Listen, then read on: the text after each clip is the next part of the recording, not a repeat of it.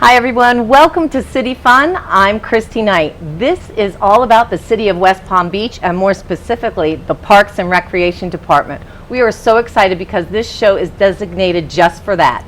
The Parks and Recreation Department and so many things moving forward, exciting. And who else to talk to us today but the director, Christine Thrower. I'm so happy to have you. Thank you. I was happy to be here. Well, and thanks for having me here because I'm going to learn so much. Well, we love it. We like to say in West Palm Beach it starts in parks, whether it's education, recreation, or finding friends. It definitely starts in parks here in West Palm. I love that because it's so much fun and hence the name City Fun. So what's going on? Tell me a little bit about what you foresee coming up. Well, we have so many things going on. We're not just parks and recreation, we're also citywide grounds maintenance. So if it's green, we keep it clean.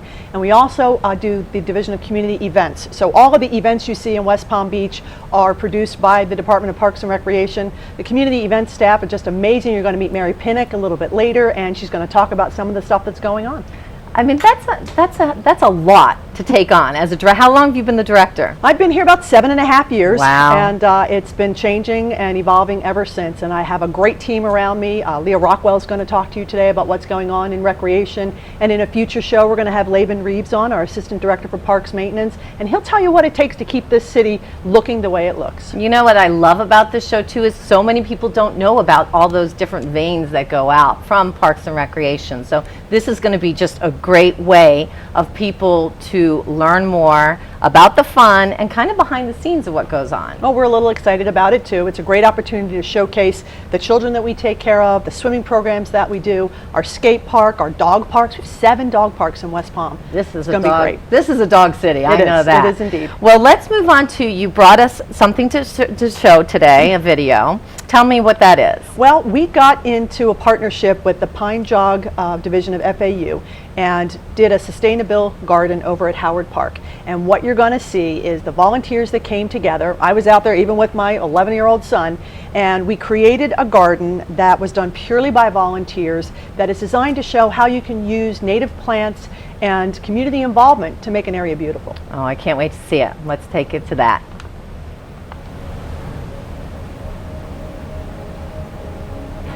In working with one of the master's candidate students from Pine Jog at Florida Atlantic University, he came to us and said, I'd love to do a project that would give the kids who may be coming to this Green Schools initiative an opportunity to give something back to our community. So Sebastian ended up designing a sustainable garden in an area that we had designated as an old wildflower garden. Howard Park is a nice sized park with a great big lake, and it just really lended itself to being the perfect site for that. As humans have kind of come into our native ecosystems, we've kind of slowly but surely decreased the amount of biodiversity in our ecosystems. And so we're going to be showing here how humans have impacted the native ecology here in the state of Florida simply by growth and building. The concept is to show natural areas within Florida and how humans have impacted them over time. And so we're going to have an area here of high biodiversity of native plants, things like cabbage palms, coonties, also things such as Sereno repens, the saw palmetto. Rhonda Barona put out the word a couple of weeks ago asking for members of our community perhaps to come and help out. The whole point of that was we wanted to reinforce the volunteers who might come from the Green Schools initiative to partner with us on the beautification project in the city. So we worked hand in glove with both our sustainability staff, the Pine Jog folks, Rhonda, and then the team over at Howard Park Community Center. We have a very active aftercare program over there, and we had a group of about 12 or 15 fifth graders who also came out and participated with us. They loved it. They had such a good time. It was hot, Friday afternoon, and they came out and they were just relentless. They had rakes and they laid down fresh mulch in the city's mulch trail. We have a mulch jogging trail that's about 2 miles long that winds its way all the way through the park. The mulch adds another layer of the sustainable aspect because you have insects and critters that live inside the mulch that both become food for the birds in the area and also help with the pollination and everything else we need to have going that bugs provide to a native environment and our plant environment. So it was just a really good comprehensive way to go look at what can we do that would involve and engage a lot of people, regardless of their age, and give the kids an opportunity to give something back. It's not just the ecological learning of understanding why we've got a landscape that is now succeeding. It's transforming from what it originally was before humans populated the West Palm Beach area, now to a new ecosystem that incorporates human impact. But the other big piece of this, and I guess I hope that this project can really be a good demonstration project for how our community can come together to volunteer to do something good in parks. We have a slogan. It's actually a statewide slogan, and we've adopted it, and that is, whether it's the environment, economic development, early friendships, nature, history, we believe that very strongly here in West Palm Beach. And we pay a lot of attention to the care and maintenance of our 54 parks and green spaces and everything, all of our right-of-ways in the city, we've had to cut back. But it's also given us an opportunity to reach out and engage our neighbors and engage our communities. So this project that we did at Howard Park is probably the best visual example of what the end result is when people come together. We take city resources, we marry them with volunteer efforts and donations from the community, and we really get something kind of cool. And maybe, I don't know how long this program is that we're doing with Elliot, but think back to what you learned as a child. Everything you learned probably started in a park, whether it was in a community center, whether it was taking a nature walk, whether it was just getting out and playing. Everything you learned, it starts in parks.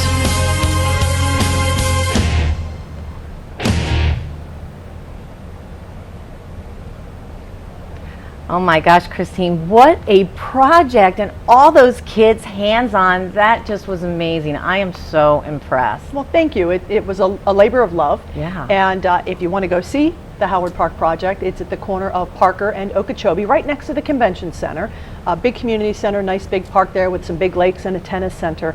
So if you see a couple of weeds there, go ahead and pull them out for us. Absolutely. You know, a lot of people drive by, but they never think to venture in. So again, that's just one of the many things we have here in the city to take advantage. But how about the volunteers? Well, and it's a great opportunity for you to give something back to your community as well. We've got 57 parks in West Palm Beach, and it takes a lot to take care of them all. I bet. We really rely heavily on people who want to come in and do something special. A lot of students who need community service hours to graduate. We have a fabulous volunteer program, and we'll talk about that on another segment. Yeah. But it's really a great opportunity to get out in the sunshine, do something very visible that a lot of people can experience and enjoy. Yeah, it's just, again, the city going green. I mean, the energy down there, and you, I'm impressed. We saw you in that video quite a bit. Well, I can't ask people to do something I wouldn't do myself, so I'm happy to be out there, and we really so deeply appreciate it. We have hundreds of volunteers. You can go to the city's website and click on the volunteer page and sign up for a whole bunch of different projects if you'd like to do that. And that's a good idea. Remember, you can always go to that website. Christine, it was so much fun. I'm excited because the fun continues, should I say. It's all about summer camp coming up next with Leah Rockwell, so don't go away. You're not going to want to miss it.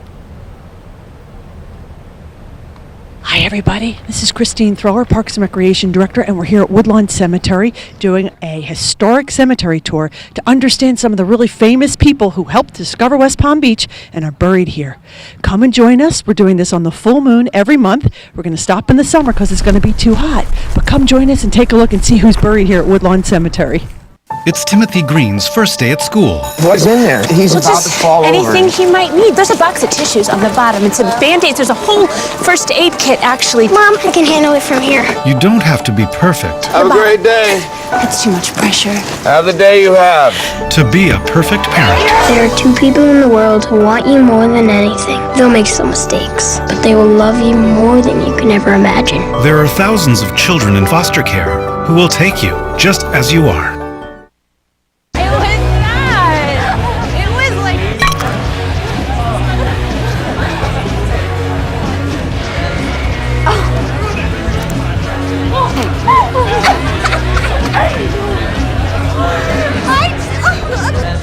It's easy to tell if you've had way too many.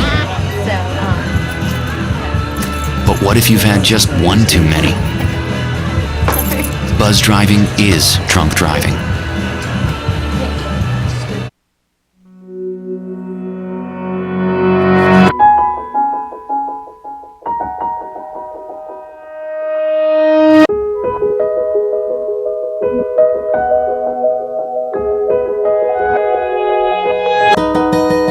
For those dealing with the daily struggles of caring for a loved one, we hear you. That's why AARP created a community with experts and other caregivers to help us better care for ourselves and the ones we love.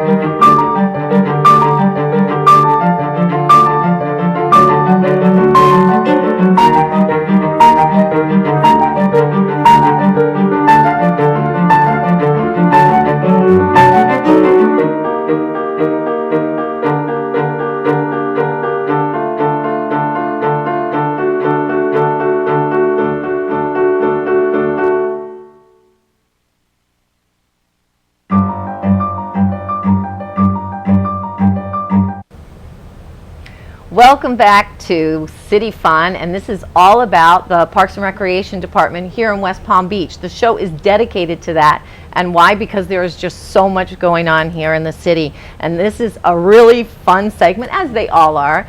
But this is about summer camp, and everyone, buzzword is about where's the summer camps, what's going on, and who better to talk to me about that? Assistant Director Leah Ruckle, so great to have you. Thrilled to be here today. Yeah, you're digging the summer camp thing, aren't you? Absolutely. It's when kids are out of school and it's time for them to have fun. And I'm sure it's a year-long planning process for this, because this is huge, although you have camps all year long. Yeah, it certainly is. Our staff work year-round to find the best places to take the kids on field trips and activities to do at the centers.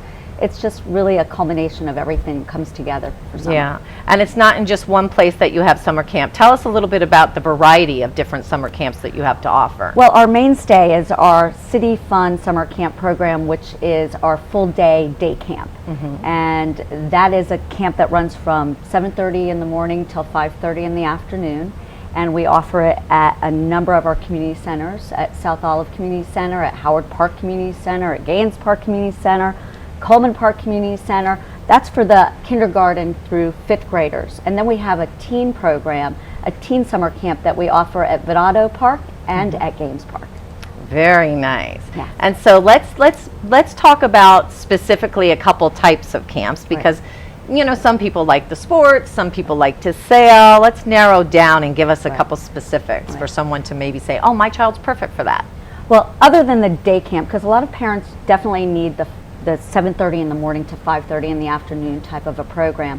But we offer a lot of specialty camps that include basketball and baseball. We have a fabulous summer sailing program on Lake Mangonia that's been going on for about 30 years now. Wow. And then we have our skate park that is a half-day program, and that's again from like 9 to noon. And then if they have a skate park membership, which is $25 for 6 months, they can skate the rest of the afternoon at the park and just enjoy themselves.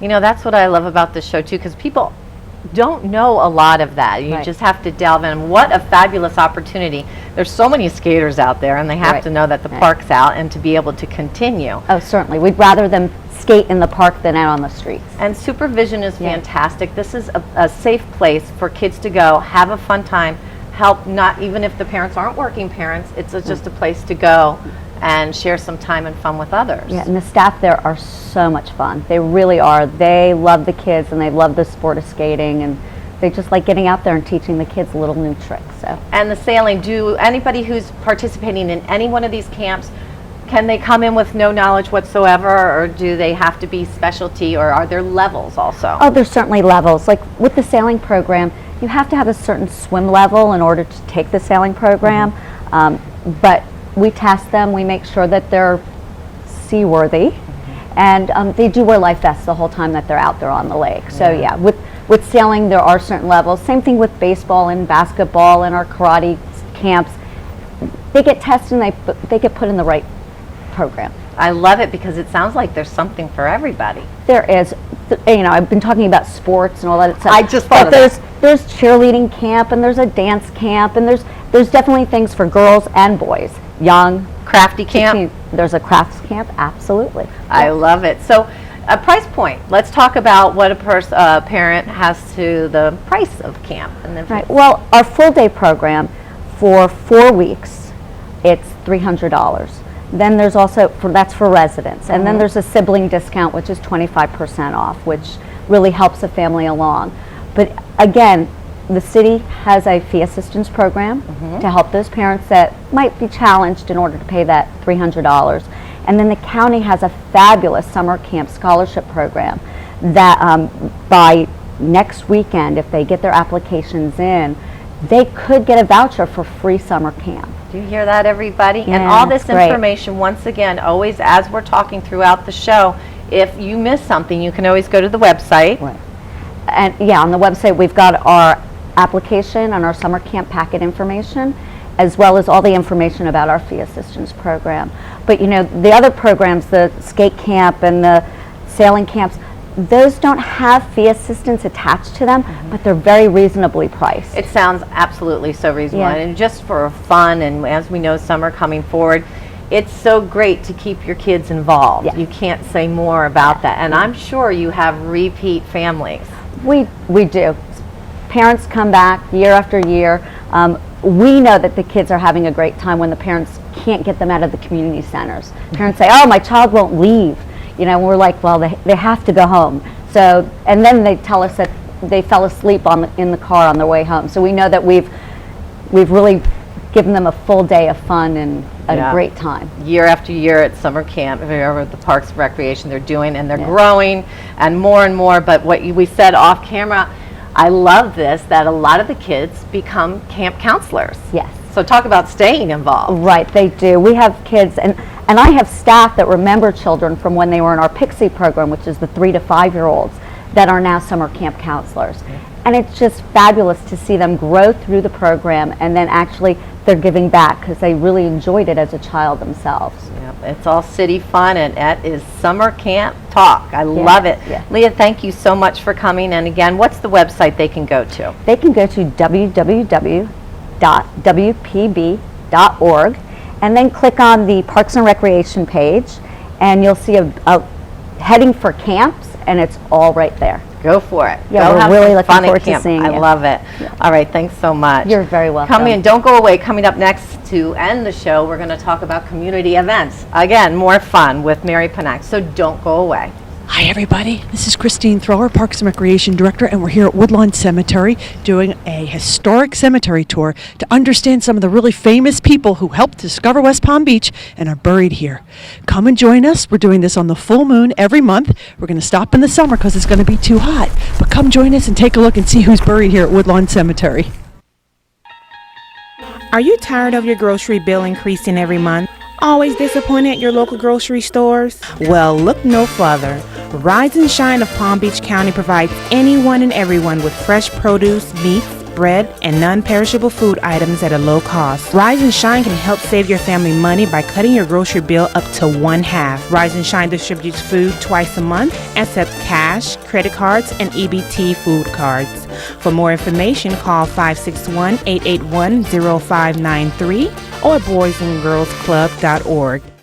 It's Timothy Green's first day at school. What's in there? He's Well, about to fall anything over. he might need. There's a box of tissues on the bottom and some Band-Aids. There's a whole first aid kit, actually. Mom, I can handle it from here. You don't have to be perfect Have a great day. That's too much pressure.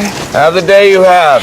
to be a perfect parent. There are 2 people in the world who want you more than anything. They'll make some mistakes, but they will love you more than you can ever imagine. There are thousands of children in foster care who will take you just as you are. It was not. It was like...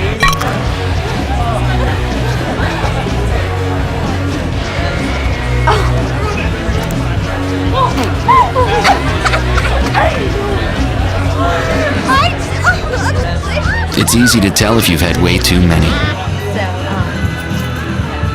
But what if you've had just one too many? Buzz driving is drunk driving.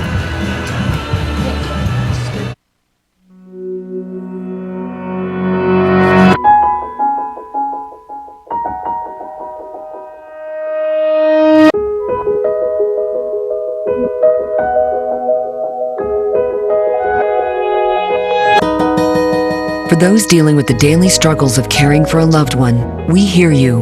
That's why AARP created a community with experts and other caregivers to help us better care for ourselves and the ones we love.